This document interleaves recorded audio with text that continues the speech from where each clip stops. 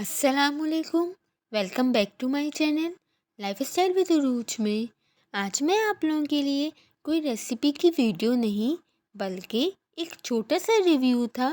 मुझे wall clock bye करनी थी, तो सदर की एक शॉप है जो संडे को भी ओपन होती है। और अगर आपको भी reasonable, affordable and latest varieties की वॉल क्लॉक चाहिए तो इस शॉप का ज़रूर विज़िट करें। इस शॉप का एड्रेस मैं डिस्क्रिप्शन लिंक में डाल दूंगी। मैंने भी ये शॉप से वॉल क्लॉक बाय की है। ये कोई पेड प्रमोशन नहीं है बल्कि ये एक मेरा छोटा सा रिव्यू था, तो मैंने सोचा कि अपनी यूट्यूब फैमिली के साथ शेयर करूं। Thanks for watching. और अगर आपको मेरी ये वीडियो पसंद आई हो तो मेरे चैनल को लाइक, शेयर, सब्सक्राइब और कमेंट करना मत भूलिएगा। और कमेंट में मुझे ज़रूर बताइएगा कि आपको मेरी वीडियो कैसी लगी। और अपना बहुत सा ख्याल रखिएगा, दुआ में याद रखिएगा। फिर मिलते हैं एक और नई वीडियो के साथ।